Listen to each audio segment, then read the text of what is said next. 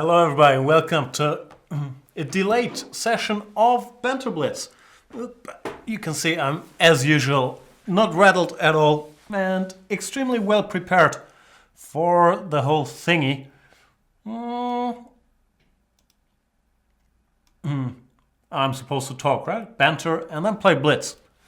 So this is a very special episode because, once again, I am dealing with technical problems, and Tech Jan is not my favorite character. First of all, he's not very good at his job. Secondly, he gets cranky and upset very, very quickly. Like, there's some things that really annoy me. Paperwork is one of them. Tech stuff is another one of them. Anyway, I did get some help and was dealing with some mysterious events, which I can't even describe it. That's how incompetent Tech Jan is. Let's start the show. You can challenge me to a game of 5 minutes chess. And then I might play you and we might talk about it and you might beat me and then brag to all of your friends. But it's more likely that I'll crush you and hopefully add insult to injury, but not expertly explain all my deep thoughts, but instead talk about movies, because that's pretty much my go-to topic these days. I'm not really watching any TV shows. I don't know. Can I redo this? I'm not happy with the whole intro. Let's start playing some chess, shall we?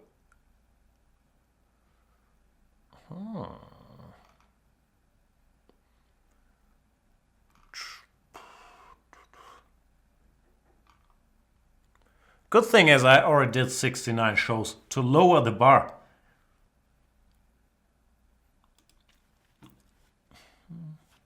Today,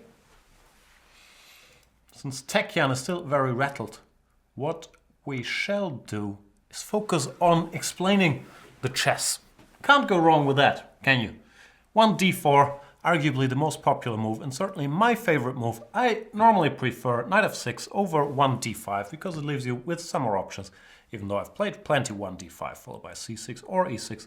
After d4, knight f6, c4, my favorite move is the move e6, intending to play bishop b4 against knight c3 and d5 against g3 or knight f3. That is my main black repertoire, even though, of course, on any given day, especially Sundays, I might change it. Queen c2 Nemzo is a topic I know a little bit about, playing it with both colors. Done video series with both colors. In my video series, for black I gave castles as the main move. But for variety's sake, I decided to play c5 this time around. After c5, people pretty much invariably play d takes c5. I'm not quite sure what's wrong with knight f3, to be frank with you, but it's not played a lot. I guess knight c6 could be a logical move, trying to challenge things in the center ASAP. e3 at least locks in this bishop. And I believe castles is on the agenda. White should play a3. When I was having an inner discussion just a minute ago, should I take and then try to go for quick development, or should I keep this bishop alive and play something like bishop e7? Could make a case for either approach, I would guess. To bishop c3, I would have to play faster. Queen c3, let's say knight e4, queen c2, queen a5 check. But it's all a little too complicated for me, so I'll keep the bishop. Bishop e7 is the most natural move, maybe. But bishop c5 made some sense to me. Hitting this knight. So after knight b3, I would have played bishop e7. Instead, Animesh Sinha, sorry for bungling that name, decides to take on c6 and opt for quick development, which is fine. It has the obvious drawback that I do now get full control of the center. And I've been taught that in chess it's important to control the center, because from the center you can move quickly to either side of the board. That's why, I don't know, that's why central control is supposed to be more valuable than flank control. Is flank control a word? Yeah, for our purposes, let's say it's weird. I'm always so tempted to go bishop h2, but does it work? Bishop h2, king h2, knight g4 check. King g1 should lose after queen h4, so the critical move would probably be king to g3. Well, I'm not sure this works. Queen g5 does f4. I have a feeling it doesn't work. So with a heavy heart, I will play e5. Let me check in with the chat. I told you guys that I would start a little later. Then again, I'll make it up to you and go longer, boringer, faster, stronger, something. Will I? I don't know. I shouldn't make promises that I can't keep. That's one thing I don't like doing. Normally, I like expectations to be low. But I don't like to not keep whatever stuff I make up. Because often I say stuff, and then I don't do it. But that's more because I'm a weirdo. And often stuff Oh. See, I can't even finish that thought. I had some clever thought though. That often stuff I talk about is me bouncing ideas around with myself. But I don't always declare that as such, which is not a good quality to have. It's also not a good quality to lose on time. I'm talking a lot, and Animesh Sinja does completely crush me clockwise, which you can say many things about my lack of chess culture, but you cannot say that I'm not clock conscious. That's the one thing that I do take great pride in. I am an excellent flagger, so gonna have to make up quite a bit of ground here. Bishop a6 looks natural to challenge the blocker, even though ideally I would like a knight on d3. So some weird move like knight c1 I was curious about. But after takes, followed by knight e4, probably things are fine for me. Oh, dropping frames detected. Your stream quality may be affected. This is gonna be such a fun day. I'm sorry. Can't take here? I don't know. The chess quality will probably also be affected by me being upset about the stream quality being affected. So it's really a lose-lose situation. Might be a win situation for Animesh Sinja. So maybe it's a lose-lose-win situation. Knight e4, I'm not sure if it works. The point is after bishop a6 I have knight takes d2, Zwischenzug, forking his queen and his rook. So he should go bishop takes e4, and after bishop e2 there is bishop h7. So I'm not sure how bright an idea this whole operation was. I was hoping for, let's say, king h8, rook somewhere. But that somewhere in my world was a passive move like rook f2, when I thought I might win material after d3. I believe that's what's going on.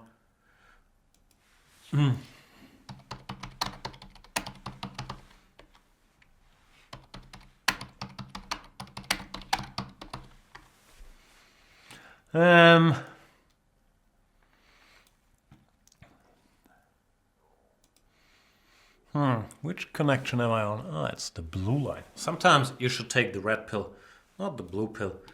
Because I have 3 internet connections. Normally they're all crappy. No, normally they're all excellent. But you never know on a daily basis, like all this LTE, not LTE, whatever inter-provider the other one is. It's all a book with 7 seals to me. Is that English? It's a German expression. Book with 7 seals. Buch mit 7 Siegeln. I'm not sure if you use it much in English. Let's find out. Do I have time to find out? Nah, 51 seconds. I don't know, man.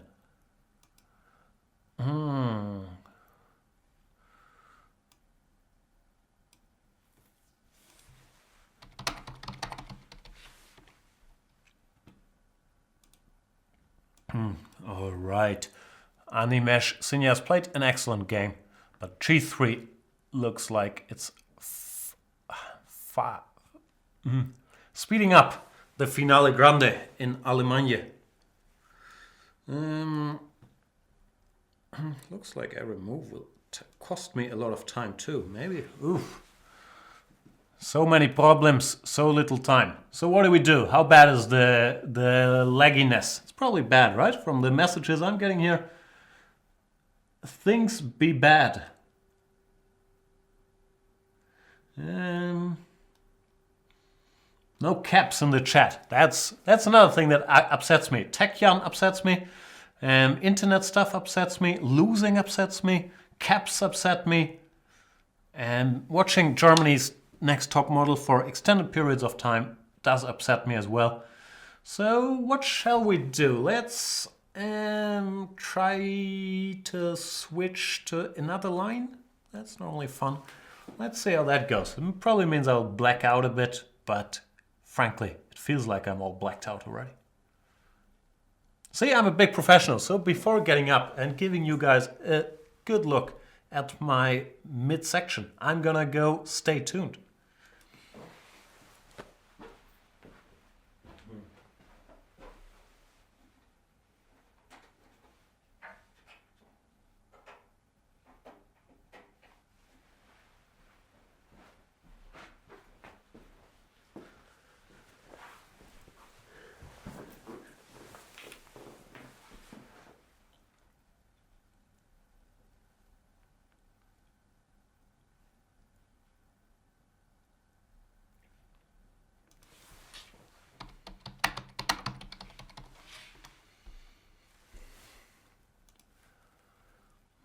Maybe welcome back, maybe I don't know what's going on, I don't have a clue. I switched to a different internet line.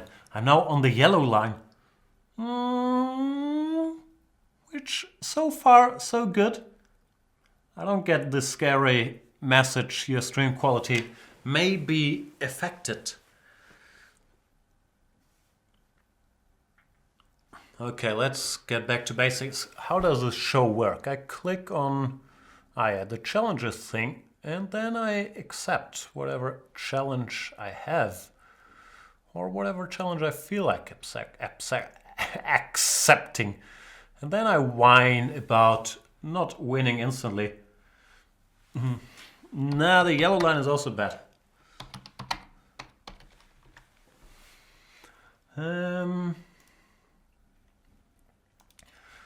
And get all mopey about playing Moby. What does mopey mean? B3, E5. We've had this discussion in the last game. Me, I was raised on the belief that one should occupy the center.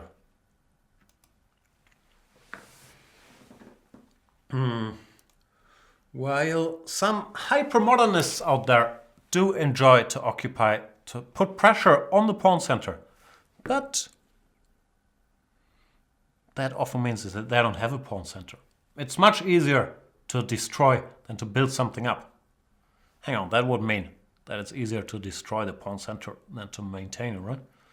I don't know, my whole worldview might be crumbling, just as the dropping frames detected stuff here. I don't know, this is gonna be one of these days where I'm too busy complaining about internet quality while apologizing, while going all passive-aggressive about it. And probably the YouTube recording of this will be totally unusable because, you know, with the changing lines and all that, it's gonna be very messy. And I won't be able to follow one clear train of thought. So, fun show, everybody. This not being able to follow one clear train of thought, I don't know if it's an age thing. I do believe it's mainly an internet thing, because this is witty observations, Jan, which I'm sure has been pointed out by a bazillion people already. I think the internet is mainly built to distract us, right? All this click me, bait me stuff. So it does work with me. Like, I catch myself more or less 10 times a day thinking I want to do something, or I wanted to do something, and then I end up doing something else, even if it's whatever. Checking my emails because I know I have to answer that email or I have to write that email. I get distracted by anything along the way, be it stuff in my inbox, be it getting there and having 18 windows open and then clicking on this Facebook thing or that Twitter thing or that ESPN thing. Sorry, those are just the websites I know. I'm sure there's other websites. I don't know. What I'm trying to say, and I think I've proved my point already with all the rambling, is that in these times of ours, it's hard to stick to one thing. Hard to finish a book, even hard to finish a movie. Like a lot of people, that's really why TV is so successful now. Because we don't have patience to watch a whole movie, 2-hour commitment. It's much easier to binge watch like 18 episodes of a 20-minute show than this. So if I were you guys, and probably no one's watching this, but this show is way too long anyway. It's like 90 minutes. What I should do, probably this is what we're going to get in form of content today, because the rest is going to be whining about internet. But what I should do is probably do like 20-minute shows all the time. So yeah, there was fake internet connoisseur me. Back to Grandmaster me. Grandmaster me is doing fine against Moby, putting some pressure on his central construction. After rook fe1, I could continue maneuvering like knight h5 followed by knight f4, but I could also try to grab material. And you know me, when in doubt, grab stuff. How does it work though? Knight d3, queen d3, bishop a3 unfortunately doesn't work because of bishop takes a3. And bishop b4, queen c2. Maybe there is no material to be grabbed yet. That's very sad. Alright, then we'll continue with the maneuvering. I'm not even sure I like knight h5 because it takes pressure off e4. It was better to, I don't know, keep building on the d file like rook d7, rook d8. Who knows such things? Another thing, I forgot to have backup coffee or water or any, what's the word? Liquids? Fluids? Any keeping me hydrated means around. Hence, it's another life challenge I'm gonna have to face right now. Wow. This might be my most incoherent show yet, which goes to show you that normally doing something a lot doesn't really make you better at it. It's more beverage. Beverage is a good word. I still prefer fluids though. Bishop f1 is a good move, by the way, because now knight f4, there's g3 and knight e6, which would be a nice move to make runs into something taking e5. So I have to waste the tempo on this move. And my horses end up stepping on each other's feet. If he goes g3 here, then I'm not really gonna get a knight to f4. At the moment, the pawn is hanging, so you should throw on c5 first. Bishop c7 and now g3. And Moby, after being in trouble early, now has sort of outplayed me over the last couple moves. And it's probably, at the very least, fine, actually better after knight c4 or g3, which makes me deeply unhappy. I don't like Moby being happy.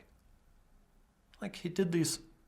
No, I don't know enough. I'm trying to make references to the artist slash DJ Moby, but I don't know enough about him.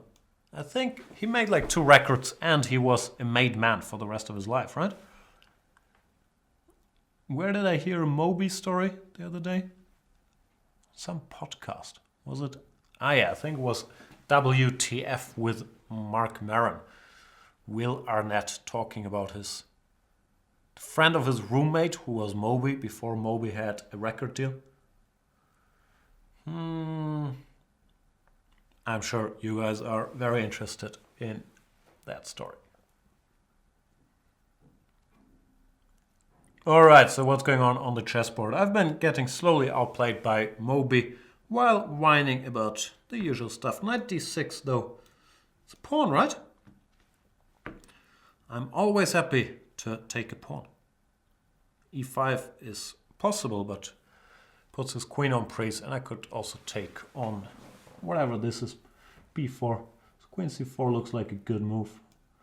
I'll go rook d8. If rook d1, maybe I can take on e4. And by maybe, I mean blitz it out and then think about it. Bishop d3, at least now this pawn is not under pressure. So my knight makes a triumphant return. Somehow Moby never found time to play g3, keeping his knight locked up on h5. Looks like the tables have turned and king h2 does not really improve his chances because knight d3 is check. Bit of a rude awakening there. The king stepped into the line of fire and couldn't make it out. All right, won a game. Oops, wrong button. Let's play another one of these games.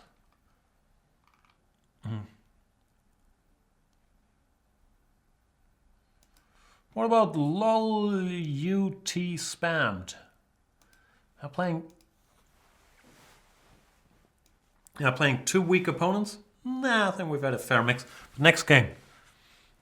When I've come to my senses and switched off Tech Young, next game let's try to find the highest rated challenger there is, so we can add some excitement to this rambling.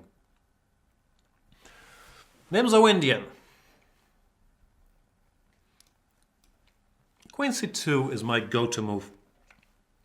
Knight f3 I've also played a lot. f3. Sorry. Not only the internet's acting up, my stomach acting up as well. f3 is a move I don't normally play. It's a little too sharp for me. Or I like getting my pieces out unbothered. And after f3, the c5, b5 is the line I gave in my own video series for black.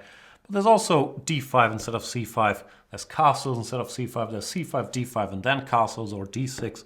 There's just too many lines for black for me to be happy. But gotta mix it up, and this is a very interesting line for both colors, to be honest with you.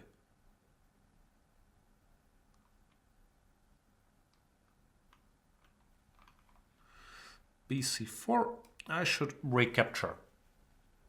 There's always this knight d5 tactic, with the point being ed queen h4 check. Well, it does worry me slightly that Lotus Spammed is aware of such things.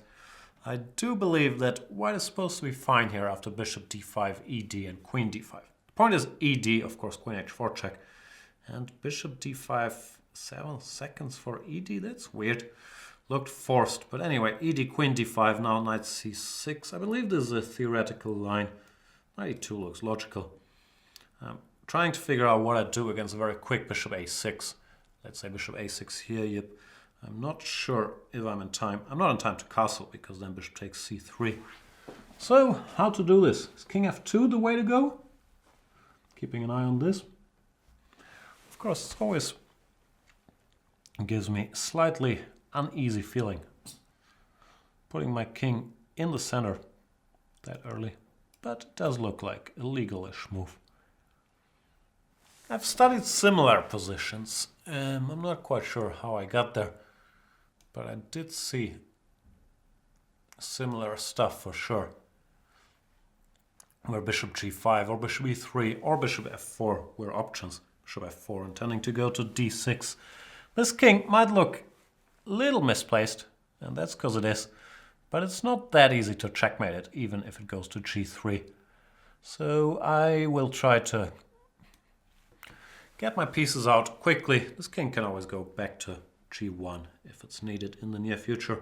And then structurally, white is doing quite well. So if I can avoid running into too much trouble with Her Majesty and the black activity, I should be doing okay. Knight d4, another very, very strong move by Mr. LOL UT Spam. The point being knight d4, cd, queen d4, bishop c5. I did not really expect or see this to be frank. Am I overusing the word frank today? Feeling I might be. Bishop d6, queen h4 check. Yeah, things don't look good.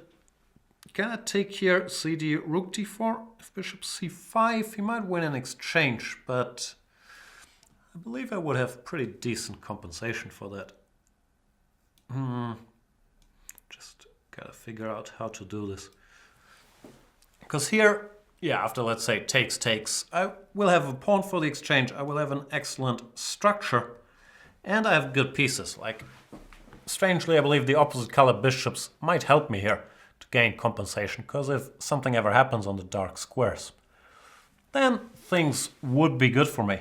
And also, you know, it's a position that maybe lol UT spammed has misevaluated. Maybe he thought it was like -1-ish, but it's not that simple once you get it on the board.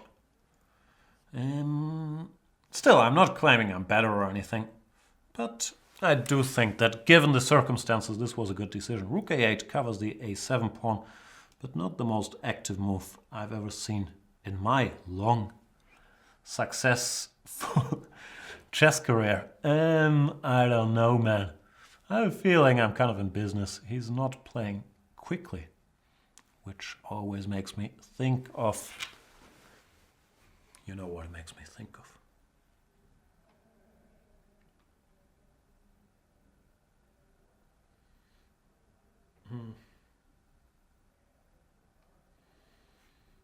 Queen a5.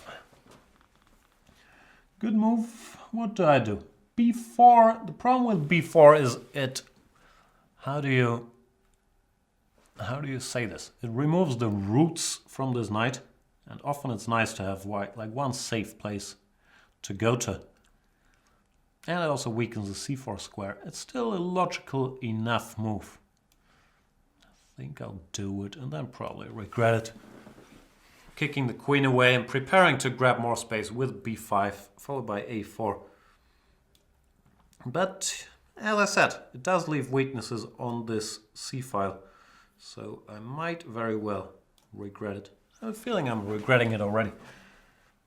Can I go here? It's another odd move, because yeah, after rook c8 I was planning to take on d7, but I'm not sure I thought it all the way through. Rook e8 is a weird move. Ah, this is hanging. Could have spotted that. All very confusing. Okay, let's... Before we do anything else, let's keep this pawn alive. h6 things, yeah. I'm confused by everything that's happening in this game. But as far as I can tell, I can now take this pawn. When after queen d7, rook d7... I should be in good shape, so queen c4 bothers me more. But then I thought I can just return to d4.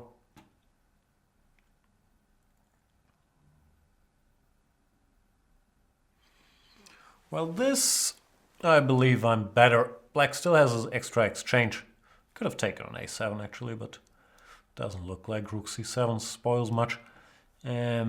But white has collected a couple pawns now, and as mentioned, these opposite color bishops normally work in your favor in a situation like this. So here I should win, right? Queen the b pawn. Queen b. Is that what they call Beyonce? I just want a queen b6, but I have a feeling they might call her something like queen b. Rook c8, yeah, the chess level has dropped a bit in this game, but after b7, I think I'm winning. Fair bit of material.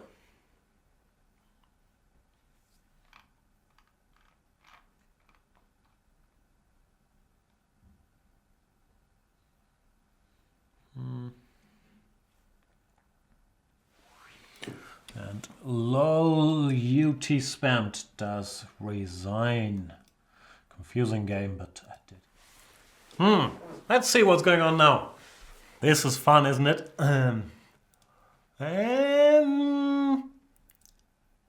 Still not crashing? I don't know. Why do people ever... No, I shouldn't even give like fake opinions on what's not working. Because I don't know, but I have watched the IT crowd, so I got the switching it off and on again reference. Let's play more chess. Somebody wanted to crush me, which always scares me. And I think I announced I was gonna look for the strongest player I can find. Not sure this is the strongest there is, but it's the strongest I could find with very little scrolling. So if Wallace Shawn was indeed the best of the rest, or the West, that's good, else. I have this new thing where I confuse else and otherwise, which I never did in the past, but sometimes you gotta develop a habit of mispronouncing things, I guess. That sentence made 0 sense. Anyway, I should focus on the chess. Wallace Shawn, 2576, strong player, d4, d5, c5, bishop f5. That is not supposed to be a good line. The computer laughs at this and just goes rook takes b1, queen d5, knight f3, normally hanging the a2 pawn. Not concerned about it. And who am I to argue with the computer? Maybe it goes e3, not knight f3. I don't know. After e6, me being a friend of the pawns, I have a feeling a3 is too good a move to pass up. Probably the computer would have played like, what would it have played? I don't know, b4. Still hanging this pawn. But a3 looked natural to me, stopping bishop b4 check as well. Knight d7. I'll go here, hinting at e4, hinting at my willingness to eat the c7 pawn, even though I'm not quite sure I am ready to capture this pawn just yet. e3, c5. It looks like Wallace Shawn is following some freakish, maybe homemade theory thing here, because he's blitzing out his moves in a line that, frankly, should not be a line. But often, when you're facing something like this, which I've never looked at because I know it's bad, so can't spend too much time on it, then one should just find a decent solution instead of trying to crush it out of existence. Because it's hard to completely refute things, but normally it's not hard against second-rate lines. Some offense to your line, Wallace Shawn, to end up with a bit of an advantage at least. Bishop a2, I wasn't so sure if that's the correct square. But what to do? It's a square. Bishop d6, b4 is strangely tempting to me. Does that make sense? Feels like it makes some sense at least. Bishop d2 followed by rook fc1 was probably a bit more standard way to play. But b4 I found very tempting. If c4, this pawn, I can keep him kind of alone in the dark by going b5 or so I thought. Well, cd or cb just allows me to get a better endgame after queen c6 followed by knight takes d4 or ab. I believe c4 is a critical move and I'm going to have to think a bit.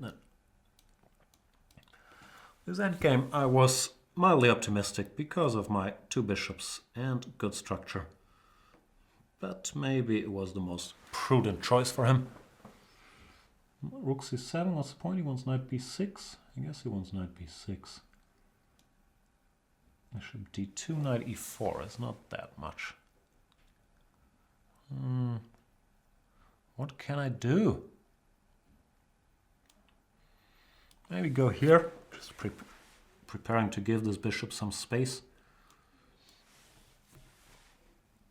I'm not sure I've played this brilliantly. Because this knight actually is pretty powerful on e4.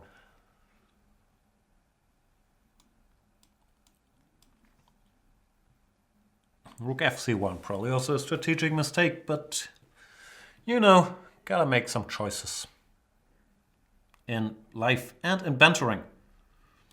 And I haven't made any good choices this game so far. Now knight c3, he's comfortably equal.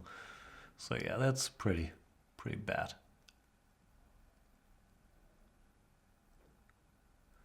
h6. Do I want to stop knight c3? Yeah, I should at least fight for keeping my two bishops alive. Bishop b3 looks logical. I also gotta speed up a little bit.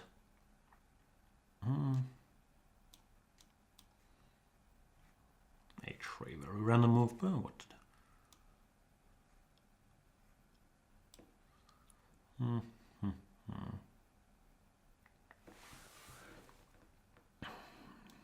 Yep, this is not going according to plan. Probably because there's not really been a plan.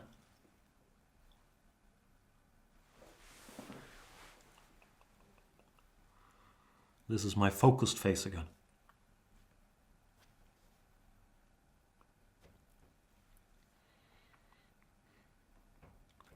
Yeah, I was trying to figure this out. Didn't really succeed.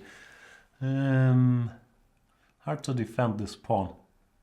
So I was wondering, do I have to take, which would be very sad, I couldn't find anything better. I can still pretend. That's really just pretending to be slightly better because this pawn holds back 2 of his pawns. But it is pretending at the end of the day because the material is too reduced for anything serious to happen here. Still, pretend I will.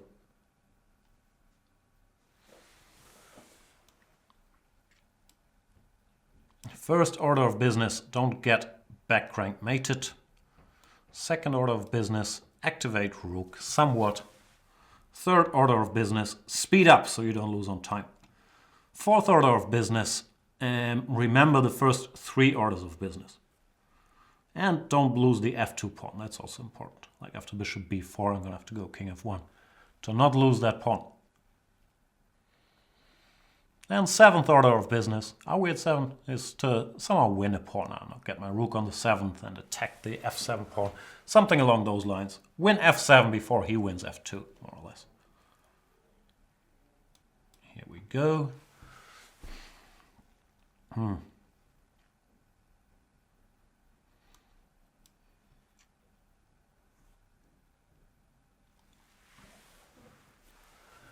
Yeah, the question is, can I do that, or do I just have to meekly accept a draw? That'd be sad, wouldn't it? I don't really see how I can keep him busy. That's too bad, because I formulated this 18 points plan. Now it looks like I won't be able to use any of these. King e2 is more or less signing the draw, right? Rook b2 check.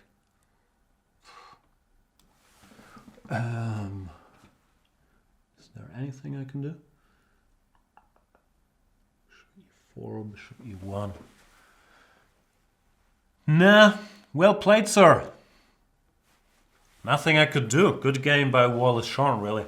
Never got close. I had some hopes of being able to grind here, but not really. So kudos to him. That costs me my precious, my 3100. I'm gonna have to get it back. But yeah, I can't complain. He played a horrible opening, but I'm sure he knows that. But after that, played extremely well. So yeah, shout out to him. Let's play somebody else. I promised I'd look for the strongsters. Now I'm kind of steaming, because it only takes one draw really to get me steaming. So I'll probably get crushed a lot on this show. Who do we have?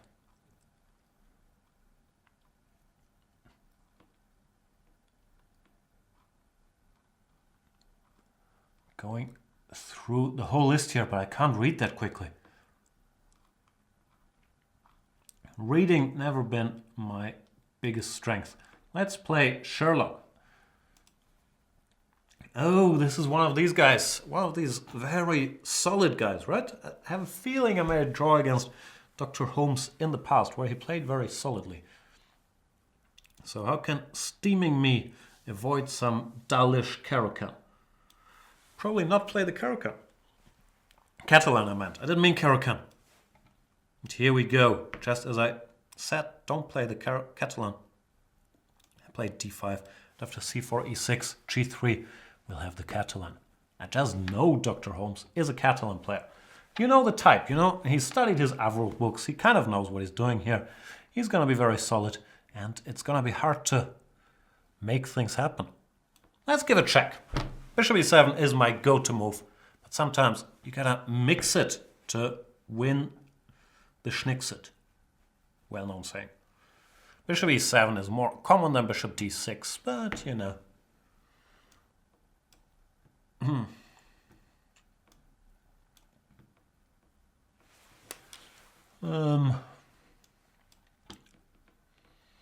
Bishop d6 has one advantage that it controls the e5 square, so in some lines you can go for a quick e5, or here after knight c3 I would take on c4 and I would be able to answer e4 with e5. So it's not utterly ridiculous, but of course nothing's for free in this world. For example, he can do this. He's planning to go e4, and I'm planning to somehow keep things messy. So I should probably not simplify after he goes e4, but instead, you know, do nothing. How can I do that though?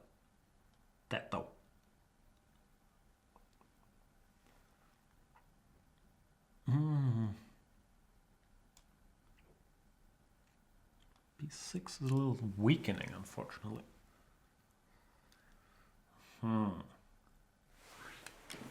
Ugh, I wish I had chess culture that would tell me what to do here. B6, E4. If I play some weird move like bishop C7, nah, don't like it. Don't like any of the crazy lines. I mean, in order to equalize, I could probably go queen e7, swap down on e4, and then play bishop c7, but I don't really like those. So I'll, yeah, go for this and try to have the fire. Ugh, but I already discarded this because of rook c1. Then I still did it. Anyway, I'll try to make him attack me, because my read on Dr. Holmes, and probably this read is just completely wrong, but my read is that he's extremely solid and he doesn't really want to, you know, risk stuff by going for an attack, even if it's a good attack like CD, ED, E5. But then again, my read is based on absolutely nothing, so I'm not sure it was worth it to ruin my position because of that theory. Anyway, see, rook e1, he's not going for it. He does not want to go e5. I'm not sure I can recommend this tactic of coming up with very random theories about people you don't know. Like, I literally don't know who Dr. Holmes 13 is. Maybe it gives his name here.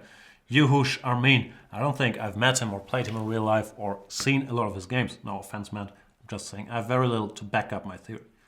Still, sometimes in order to play for a win, you gotta do some goofy stuff. That's always a tricky balance. If you're the favorite with black but your opponent is still a strong player, like in this game, like how goofy do you go with the goofiness? DC5, I was hoping for queen c5, bishop b6. To DC5, can I go e5? That's the move I would like to play. Might be some cheapos in the air. ED, knight d5, and then knight c4. I don't know. Nah, feels like, once again, it's a little too frisky. Weird position. By weird, I mean it's not a standard textbook structure, which normally makes people play much weaker, me included, because if it's a textbook structure, you know, you've read the textbook. But no such thing here.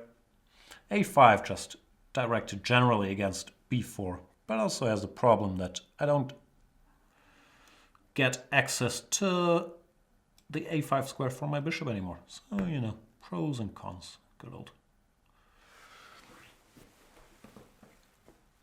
dilemma. I have a feeling I'm kind of doing all right now with my passed pawn on d5 and the pair of bishops, even though this bishop on b7 is not the most active camper.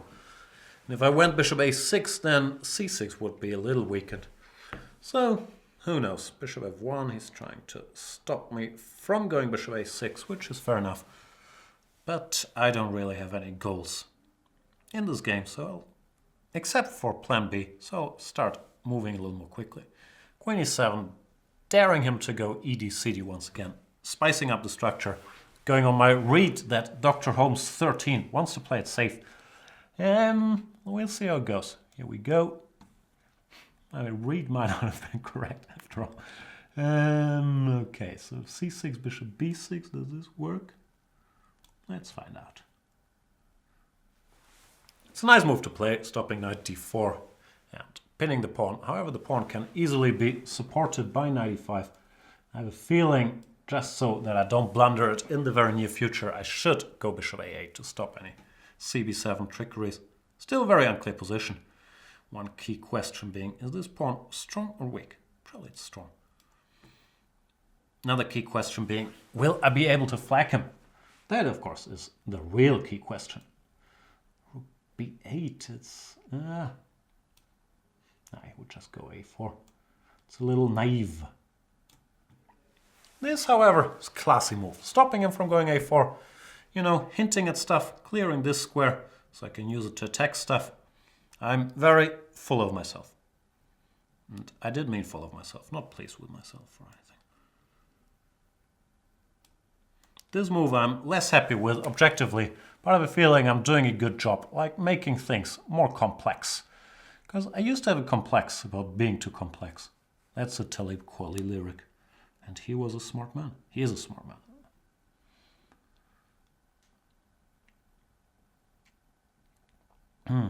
Anyway, my point is he can't take twice because then b5 drops. Well, if he takes once and then goes somewhere with the queen, I might have some rook d2 unpleasantness, even though that would have to be thought through carefully. I might also have some rook d5, like trying to make things happen on this 5th rank.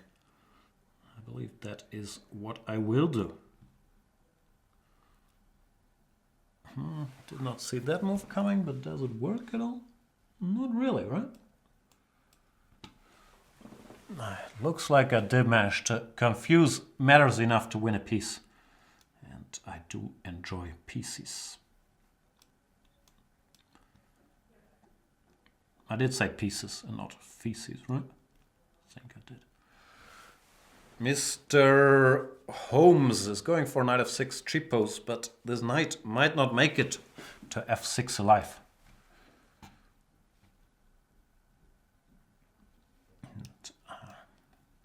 Now that I am 2 bishops up, I like my chances a lot. Let's, however, increase the material count. Okay, I can take this too.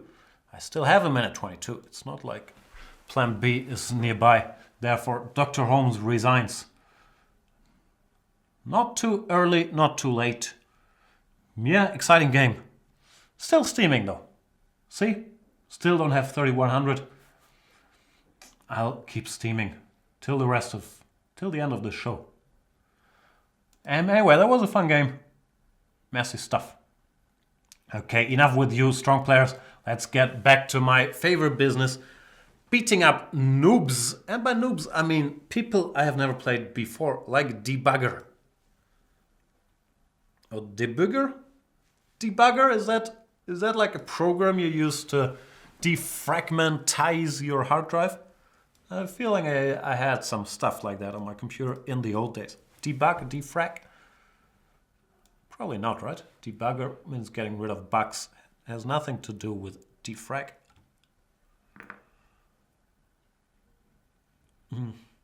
Oh, Raincoat Lover's puny brother. You can read me like a book. Didn't he explain to us how little he cares about his rating? I know I'm full of contradictions. You caught me. No, I honestly don't care about the Chess24 ratings, but I'm out of narratives for this show. Like, what can I tell you guys that's new? You know all about my Weltschmerz, which is a word I learned very recently. You know all about my movie tastes. You know all about my arrogance, assuming that you've watched every single show and every single wise word I've uttered. I still don't have any new topics to talk about, so might as well make it about the fight for 3100 or 3000 or whatever random rating it is, because frankly, normally I win 1 point per game, and this Banter Blitz is not really a fair indicator of rating either way. Like, I could use it to inflate my rating, but of course I'm also at a big disadvantage when I play strong opponents, because I'm actually talking during. And I never play Blitz outside of Banter Blitz to know what my rating should be. Did that make any sense? I don't know. I should really focus on the movie talk or on the chess theory talk, because we're playing the Vienna, a line I recommended in my videos. This dc4, e4, bishop b4, and bishop takes c4. No, this pawn sacrifice I played nowadays is considered to be the critical test of the Vienna. This is the line I gave with black, even though recently, little spoiler here. This is a spoiler, I've also been looking at knight f6 in this position directly. What's interesting? Here after bishop e7, white has a wide, with the D choice.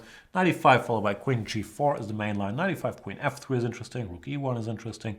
Knight e5, bishop f4. There's lots of options. Let's see how well debugger is booked up here. See, I wasn't that far off. Debugger is a computer program to run steps through other computer programs in order to find bugs and fix them. Hope I can't bug him though.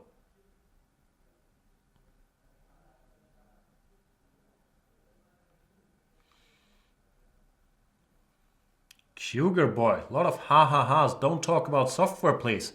Stick to chess. Oh, gotta love the stick to chess advice. Cougar boy, we found a topic you know about, software? Tell us all about it. But this mocking, you know, it's so mean. Like, I don't mock you for... Nah, I probably would mock you. I take that back. But yeah, Tech Jan, as we've established quite a few times today, not the smartest Jan. Debugger took like 1 minute for castles here. Did you have to look up my video series, what I gave in this position, debugger? Castles is not a surprise, is it?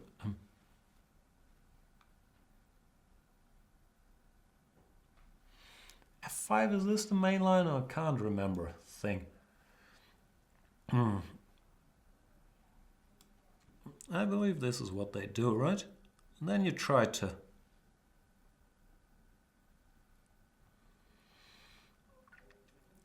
make black blunder his F5 pawn.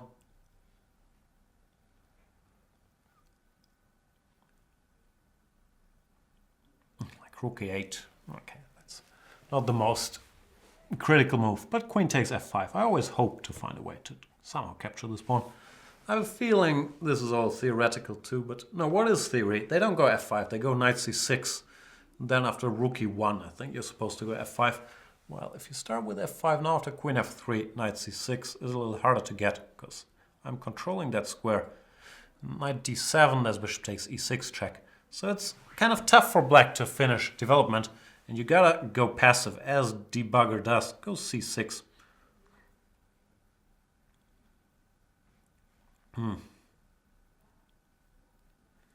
But it's still hard to develop. And this is sort of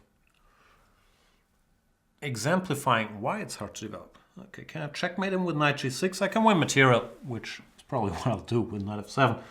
But let's at least think about knight g6 for a second. hg, queen h3, bishop h4.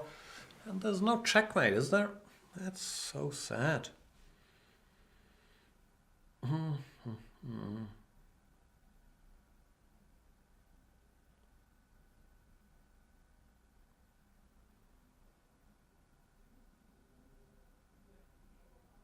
No, no checkmate. At least I don't see it. And if you don't see it, it's not there. That's what I was taught about this. A sound in the woods that no one hears. Is it what I was taught? Even if I was taught something, doesn't mean it's there. Like, I forget stuff. Normally I don't forget to grab material. And here, with an extra exchange, I'm in pretty good shape.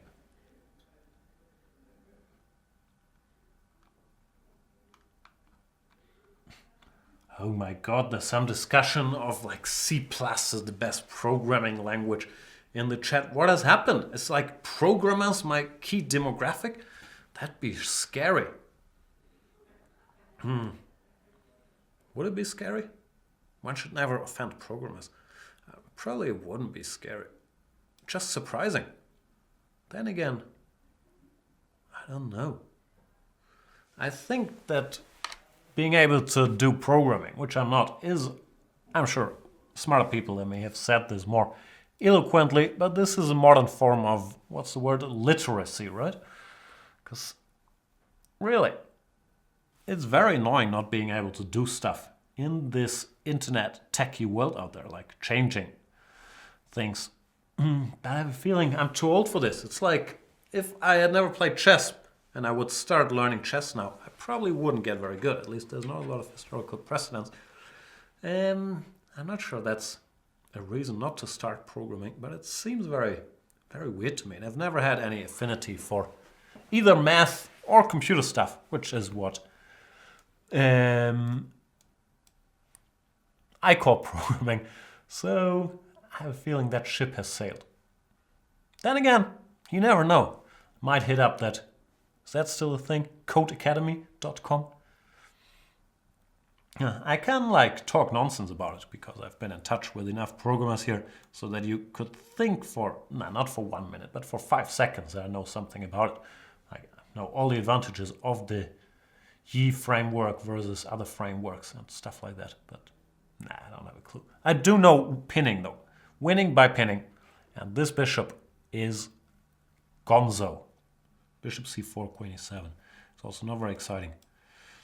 And here I do have more material than my opponent, Mr. Debugger.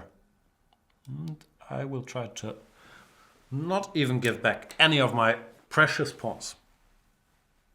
Therefore, Debugger resigns pieces apiece. And we will play another game. Yeah, I'm very, very tech savvy, as we've mentioned many a time. This is a new expression which doesn't even make sense, and sometimes I misuse it, sometimes I say many a times, even though I know that's wrong. But it's sometimes when you hear something said a lot, then you feel smarter saying many a time instead of many times, even though many times. More understandable. Alright, what do I do? Probably I have to click on accept, right?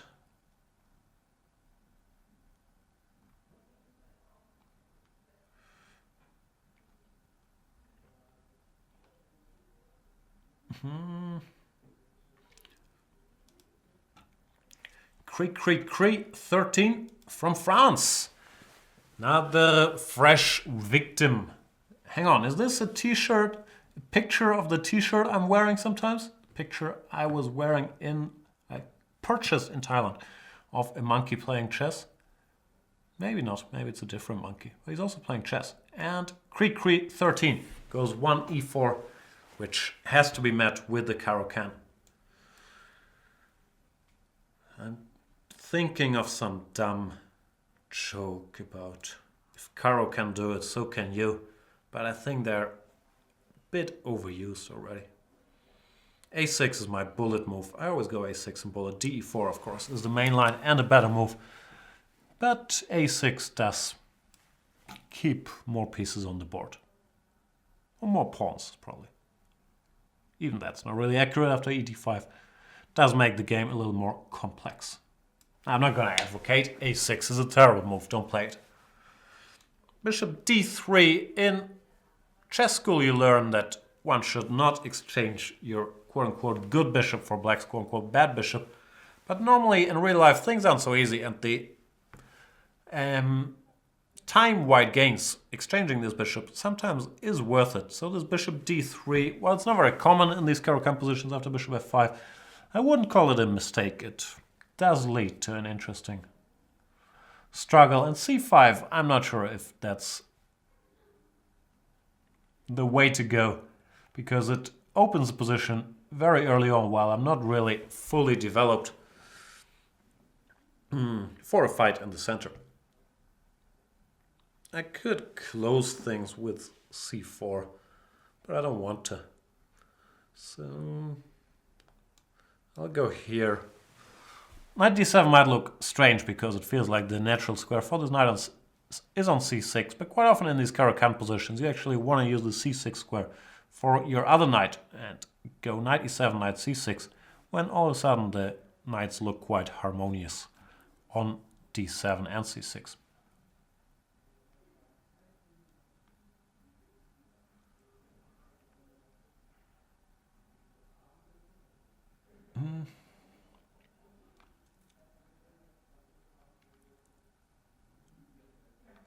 What are we talking about?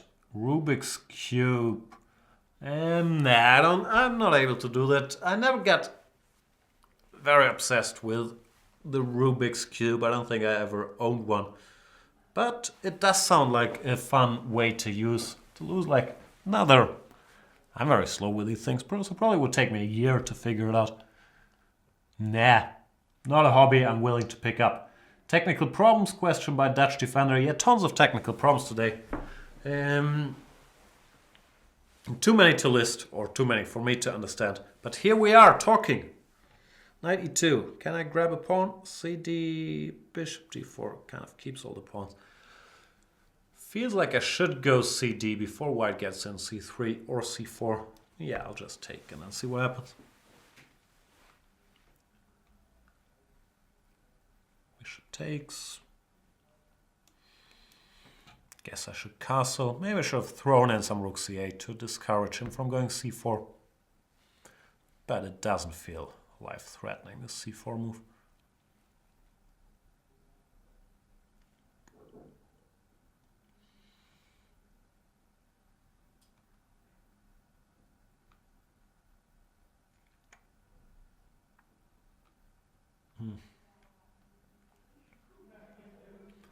Knight g3.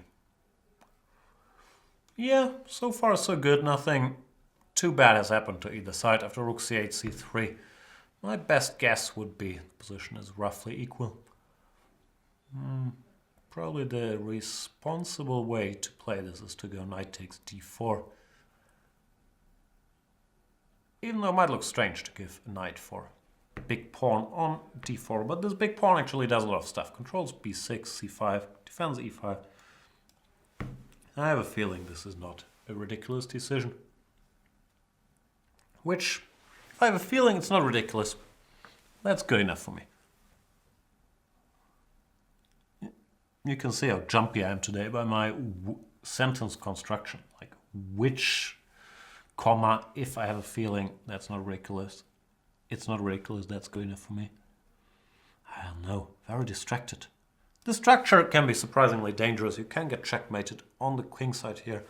But once again, I have a feeling that I might be in time to bother him enough on the queen side to stop Cricri 13 from checkmating me.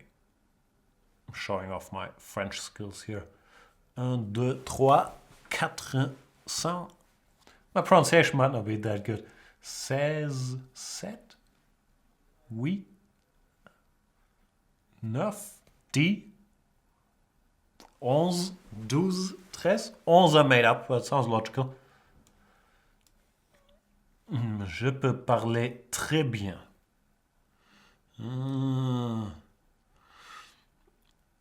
Qu'est-ce que tu veux? Tu veux jouer... What's knight? Cheval? Cheval, gesson. Et... Dame? Is it dame? Dame h7? Yeah, my French is not that good. I'll take the pawn. My pawn taking is very good. Parce que... Kawaii, je peux jouer Dame C2. Anyway, enough of this. Literally, pardon my French.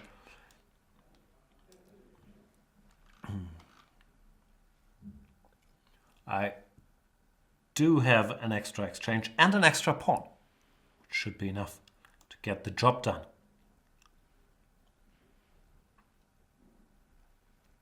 Knight f4 is surprisingly awkward to mate.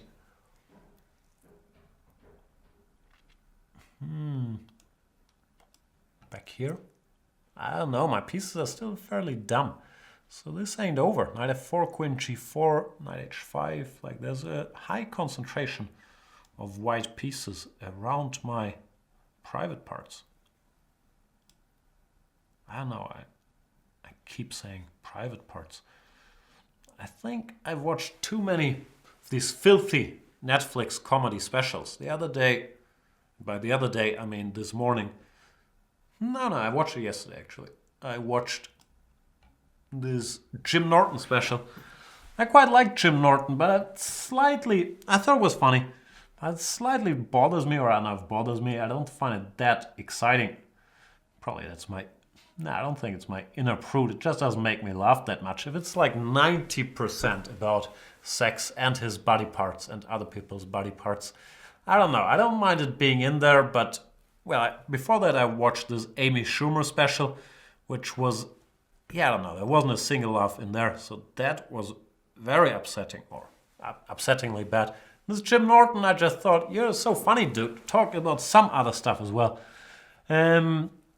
Still, I enjoyed it. I recommend the Jim Norton special. Can't recommend the Amy Schumer leather special unless you really, yeah, it's just unwatchable. Which was surprising, because in general, I do think that Amy Schumer is funny. As for the game, I had to resist the temptation to go rook takes h3 because of knight f4. And now I should be winning, but I've been, while trying to be a comedy critic, I've been very slow making moves. So I have to speed up a little bit. But I will. And Cree 13, you're going down. Because I don't know if you guys have noticed, but I've gotten a little more addicted to bullet than I should have. I've been playing a lot of bullet on chess24, which means my flagging skills are as good as ever, but some people would argue that it's not a very healthy addiction to have. I'm not very good at it either. But you don't need to be good at something to get addicted to it. Or at least that's what I've been told. Like, probably you do get better at it normally because of your addiction, right? Like if you, I don't know. If you're addicted to alcohol, you do develop a higher tolerance for alcohol, I would guess.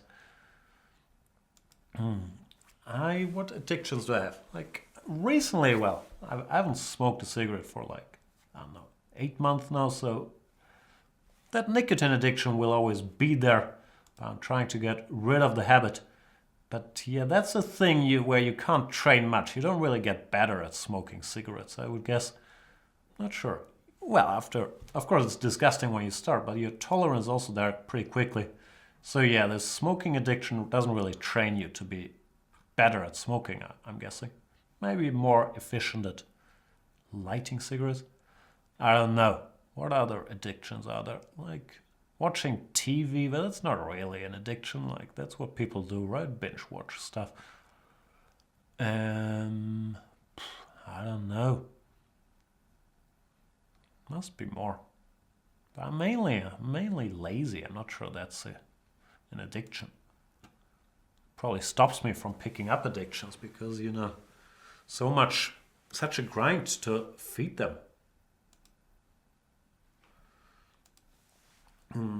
Ariton 8.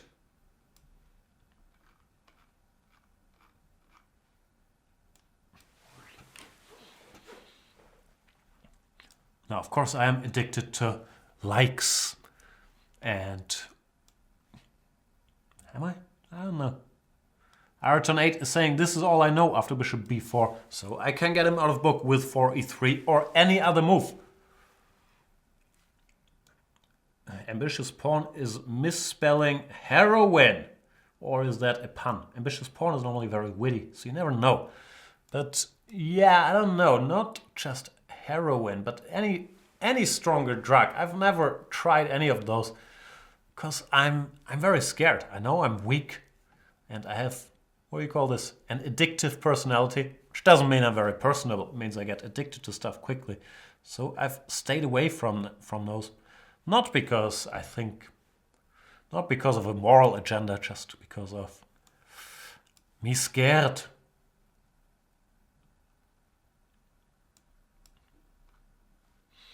Hang on, Ariton, did you lie to me? Is this all part of your little theory book?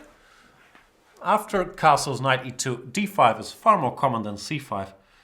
And after c5, a3, bishop fans such as myself should be happy. After knight c6, I could have gone d5. Maybe bishop e2 is not the most precise. Bishop e3 also possible. Still, after bishop e2, d5, c5, b6, b4, bishop b7. This is the position we currently have on the board. Bishop b7 is begging me to put this pawn on c6. And who can resist such a friendly invitation? Not this guy.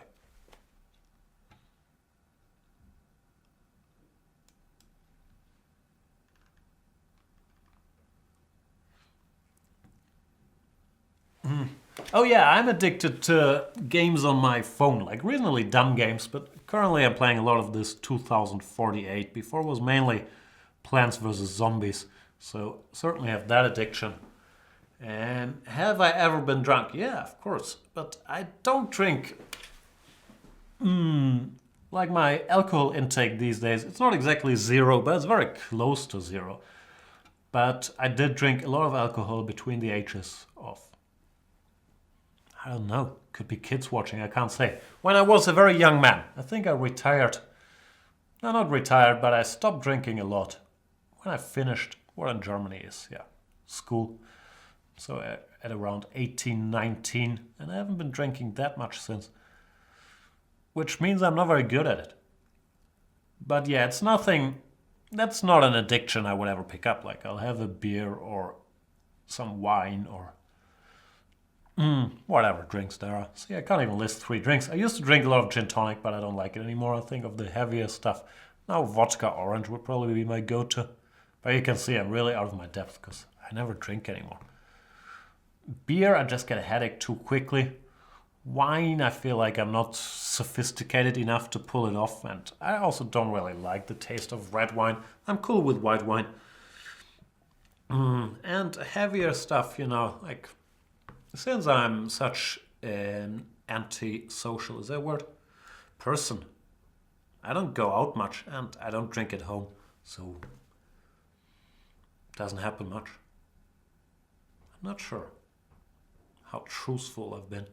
But no, I think it's fair. Yeah, I don't drink much, but once again, don't have any anti-alcoholic agenda.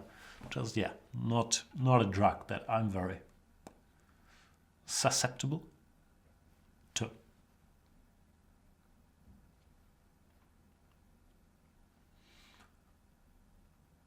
What are we discussing? Not something one would ever like to talk about. It's kind of a private thing. Which one's that? Alcohol intake?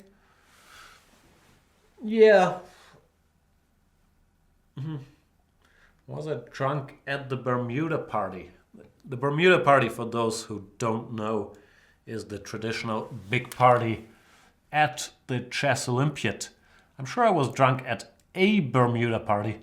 At the Bermuda party, it depends which one you mean. Probably I wasn't drunk at the last one. I've attended, or not overly drunk, but I could be wrong.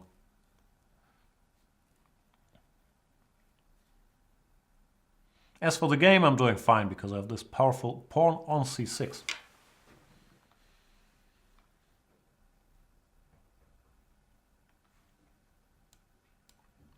Maybe knight b5 was actually stronger, like a b5 is such a tempting move that it's hard to pass up. But knight b5 would have activated my pieces to the max, threatened bishop d6, and also helped queen to c-pawn. So it might have been a better move. Because now Ari ton 8 gets a bit of activity to horse around here. Now knight e4 is a bit of a threat, and my pieces aren't that well coordinated. I still think I'm seriously better, don't get me wrong, because of this passed pawn, which is a constant nuisance. But I'm not sure I've done this how it should have been done. It's a bit annoying that this bishop doesn't have a lot of squares, so I'll play a weird looking move in form of bishop to c7, just to get out of the way so there's never any back rank mates, as there would have been with the bishop on h2.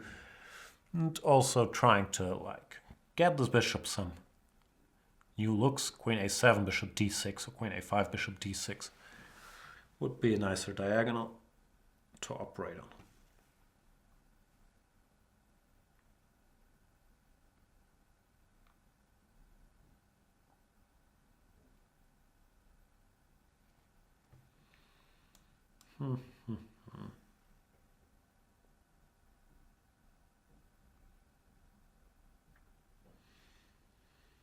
Reading the chat here, always a fun part of the show.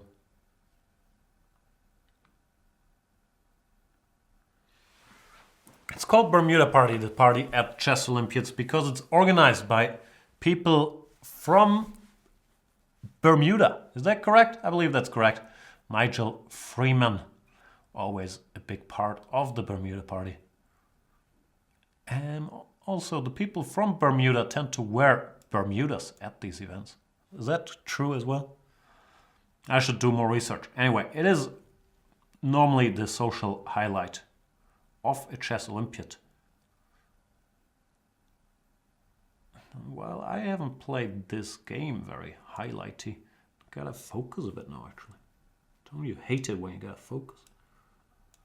Because I have to avoid losing my pawn on c7 after knight e8. Queen a4, knight takes, then knight e8. Then I'm in time to go, for example, bishop h2. Okay, rook c7 is legal. And means the game continues. But I should be, at the very least, better with my extra exchange. Still, kudos to Ariton8, who's been playing very well. I was going to say fairly well, but then I changed it to very well. Very well.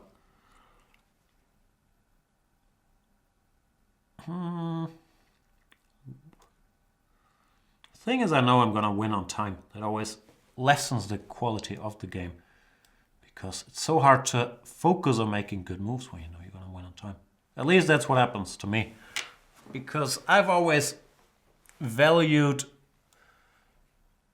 results higher than beauty or science when it comes to chess, at least.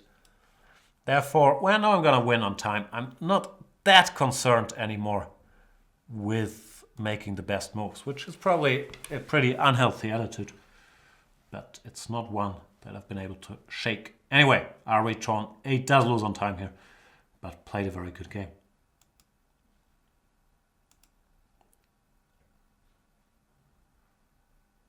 How long have I been going? Okay, I started like ages late, so it's hard to keep track. I'll play a bunch more.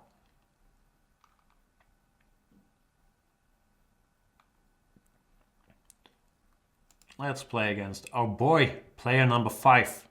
Very active in the chat, has been around for, feels like a long time. Maybe it hasn't been a long time and you just talk a lot, but it feels like a long time. That's something. D4, knight f6. It is time to bring out the big guns in form of 2 knight c3, d5, bishop f4. The what's called Veresov, the Jobava opening. It feels wrong to me because this knight is just such an ugly square. But it has more bite than you would think. I'm not sure if f3 is the move here. You could certainly play more normally with e3. Maybe knight b5 is an option. But f3 followed by some space gaining operations, at least in my mind, is quite typical for these lines. And Jobava has pointed out that this structure is very similar to the gioco piano, the Italian. If you play e3, knight e2, it's like a mirrored gioco piano, which is considered to be a perfectly fine opening. So maybe it just feels strange to us. I don't think that's 100% accurate, because yeah, it's harder to castle, get your king into safety on the queen side. But it would look a lot less strange if it was e4, d3, c3, instead of d4, e3, f3, even though it is the same thing, basically. Not sure my point A made sense or B was communicated very clearly. But sometimes, yeah, we just find positions weird because we're not used to the sight of them. Well, if we move them, how many degrees is that? It's not really 180 degrees.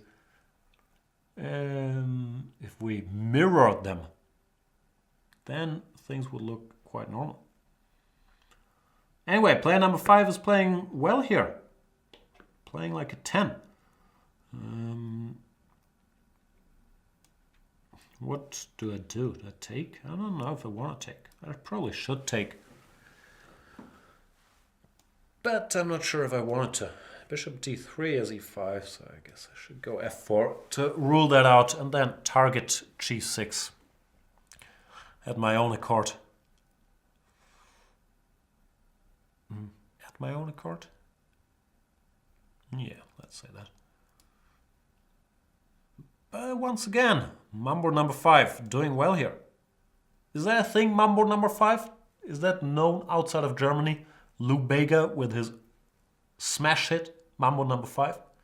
Showing my age here, like my music references will be terrible music from 15 years ago that is only known to Germans. Because contrary to popular belief, now I'm not going to use Lou Bega to make the case for German music taste, so forget that thought.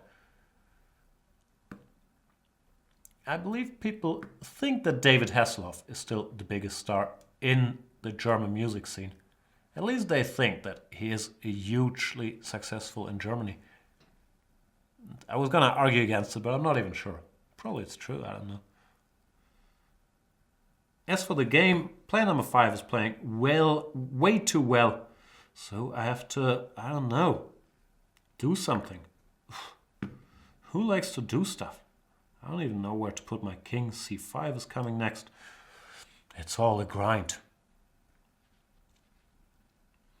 After C5, I don't know what I'll do. Probably bishop B5, and then I don't know, take this knight on D7, try to put my knight on E5.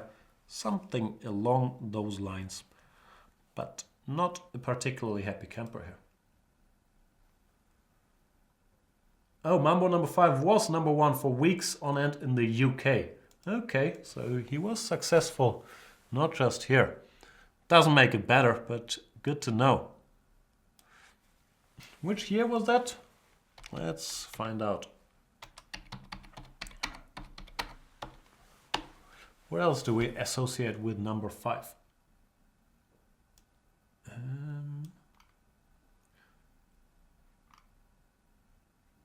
1949? No, that's not the one.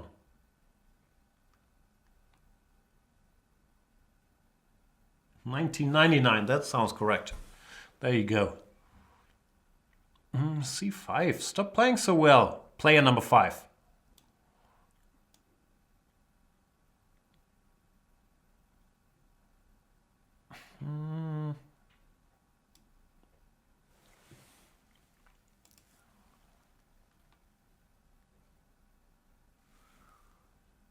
There you go. Just had to tell you once, stop playing so well, and you oblige.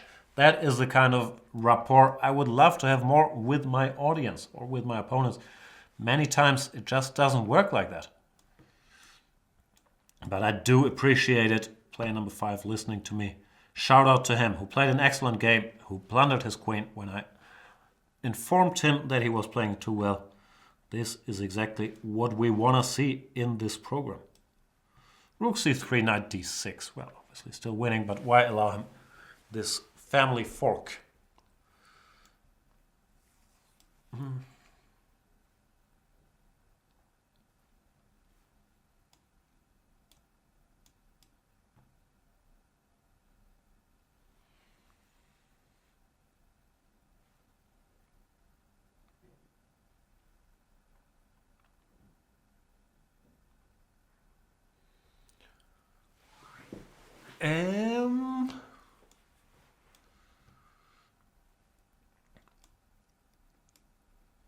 What is this? In German we have this movie about some, what is it, some kids movie about a robot? Is it a robot? Number 5? Number 5 still alive? What do you call him in English speaking places? Johnny 5 maybe? Because I believe in German we just call him Nummer 5. But I have a feeling that's not his real name. Johnny 5. There you go. Oh no, he gives himself the nickname Johnny 5. Oh, Short Circuit is what the movie's called. See, learn something new, because we call it Nummer 5 Leb, but it's called Short Circuit. Number 5 renames himself Johnny 5 after a song Who's Johnny? That he heard when he escaped from Nova's van. Okay. Finally, it's become a productive day, because I have learned something. Short circuit. Maybe short circuit is what happened at the beginning of this show. Anyway, thanks for the game. Player number 5. Well, I keep thinking about the number 5. Oh, let's play another super strong player. warrior, even though not a lot of R's in that warrior. Number 1. Warrior 1. By the way, that's one of my favorite... No, it's not one of my favorite movies, but it's a good fighting movie. Is it Warrior or Warriors? The one with... I think it's Warrior. As for this stuff, I've played a lot of knight f3, c4, and then either knight c3 or... what was I going to say? I was going to say something. Mainly I go d4 instead of knight c3. Because here I never know what to do. e4, knight b4. Black is supposed to be doing alright these days. So normally I just play something goofy like e3. d4, typically they go knight c3 followed by g6, transposing to Grunfeld Warders. Well, after e3, g6 is a move. Knight takes c3 followed by g6 or by queen c7 is also possible. e6 also possible. Black has a wide choice here, knight c6 as well. But typically they go takes followed by g6 or g6 immediately, because this is a move order mainly employed by Grunfeld players. There you go, g6. Do you start with g6? I have a feeling you're supposed to take on c3 first. Not quite sure why, but I'm willing to find out. Hopefully at warrior 1's expense. Let me think about this. Bishop d7, I could go queen b3, knight c3, queen c3 could be different. I have to at least consider bishop takes b5, queen h8, queen d3. He goes knight c6, but now knight e5 should ask some questions. I'm not sure how obnoxious these questions are, but at least gotta ask them. If knight takes c3, I'm pausing because I'm trying to figure out if after bc, queen d5 is a problem or not. Because if it is a problem, I could go knight c3, dc, queen d1, king d1, and that'd be slightly better after bishop d7. Either bishop takes c6 or knight takes d7. So let's think this through. Knight c3, bc, queen d5. I could go queen f3, queen e5, bishop c6, and better. So you would have to take gf, bishop d7. Not sure. Maybe that's a better version. Or maybe not. Hard to say, really.